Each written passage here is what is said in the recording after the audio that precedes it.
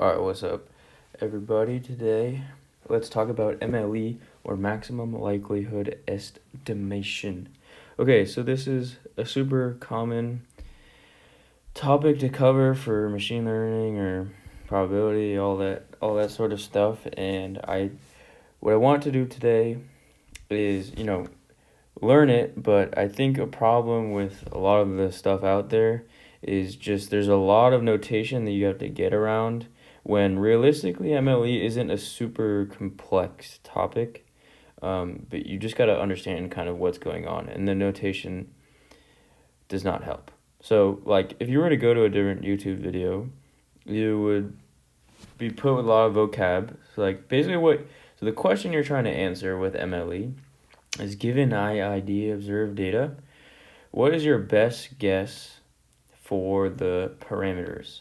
And if it's a binomial in this case, what is P? And so first of all, okay, let's say IID is independently identically distributed. And so that's saying every data point in our data set comes from the same binomial with parameter n and p.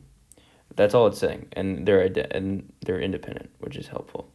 So that's not super complex, but like, yeah, okay, this is overwhelming. There's way too much notation here. Looking at this likelihood function, oh my god. Okay, so that's too much. Let's go over to something much simpler, which is a question that you've already had to probably answer if you're studying a topic at this point.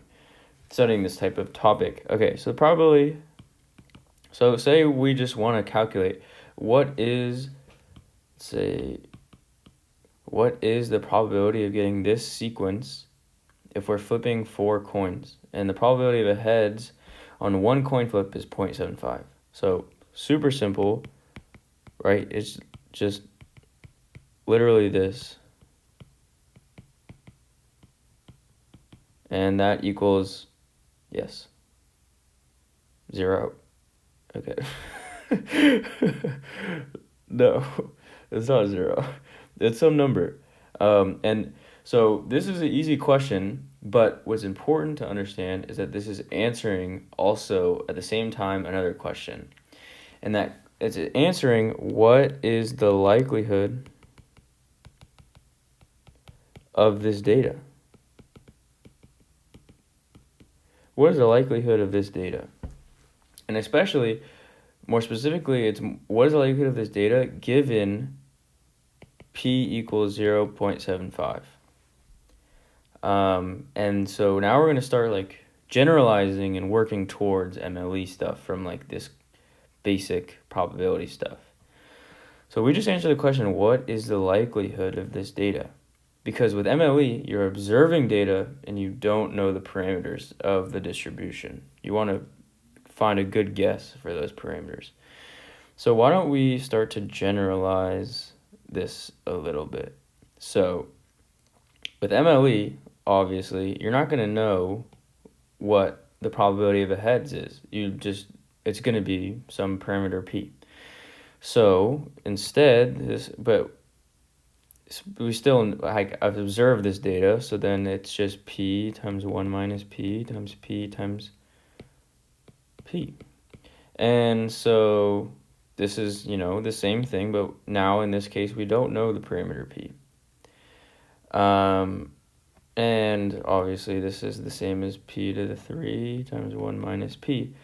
And so one thing that's super helpful is just like, you can just think of this function as p to the or x to the third times 1 minus x. Like, if you just graph this in Desmos, and the whole point of MLE, the whole point of any of this is to find the value of x that maximizes y. And x is the same thing as p. So you're finding the parameter that maximizes the likelihood of the data.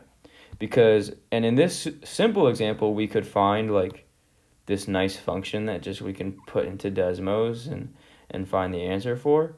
But, that's not always going to be the case. But at the end of the day, with MLE, this is like, without any of the notation, this is really what you're doing. You're finding the value, the input parameter that maximizes this function, And that function is the likelihood function.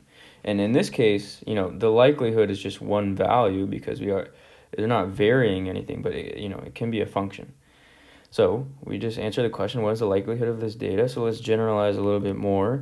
I equals 1 to, okay, so now we have like an arbitrary data set where we have like x1, x2, all the way to xn. But these are all, zeros and ones because it's still Bernoulli trials like we've been doing. So, this is just one more generalization step, but it's nothing new. So we have p to the xi times 1 minus p to the xi. And this is just the same thing, right? Because Bernoulli trial, it's either a 0, xi equals a 0, or xi equals a 1, and in this case it's 1 minus p, the probability, and otherwise it's p. So then we're multiplying together in the same way we did. But this is a little bit more general with a little bit more notation because we're working towards the MLE, the stuff you would see on the internet, right? So, and we're multiplying again, and that's the likelihood of the entire data set. So the likelihood of one data point is just this, but then to get for the entire data set, because they're independent, we can multiply them together.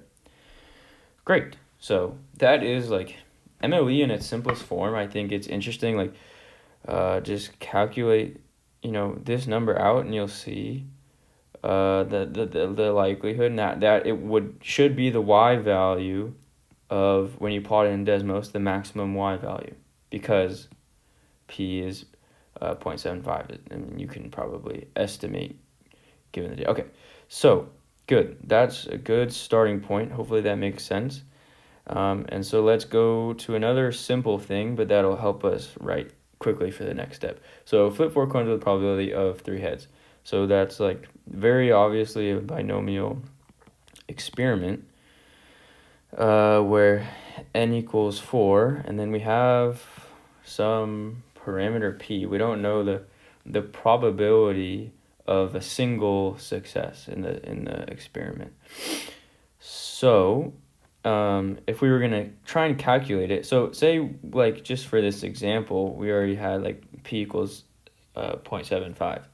So in order to actually calculate a probability value, you do what you've done many times and just use the PMF to actually calculate this probability. Yeah, I mean, you should, that should feel familiar. That's just the PMF.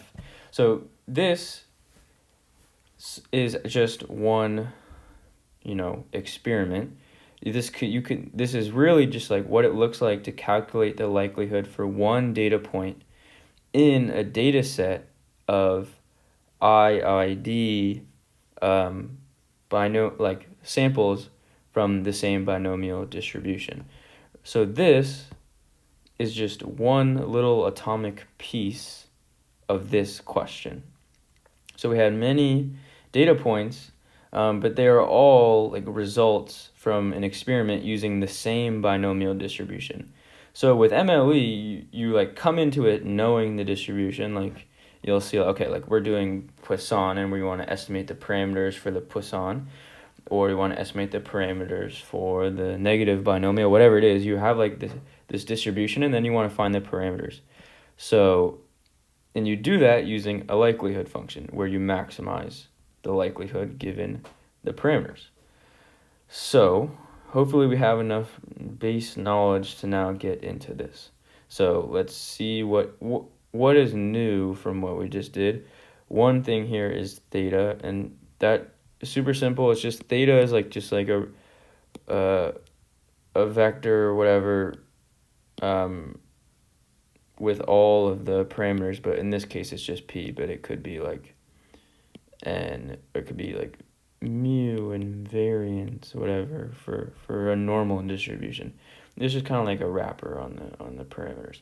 Okay, so in the same idea, we're like multiplying all of those individual probabilities or likelihoods to get the overall likelihood of the data.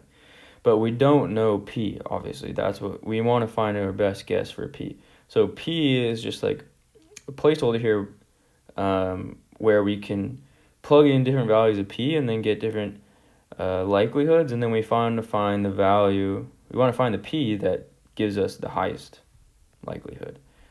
And so this is pretty much exactly if you just had many different of these all chained together for each of your data points. It's really all that it is, and except we don't know this is 0.75, we just have it as P, and then we're going to try many different values of P. Okay, so like that is really 95% of the work to get to step one, or understanding step one is 95% of the work, because that's all the conceptual value that comes from there. Steps 2 and 3 is really just applying some mechanics to get you the answer.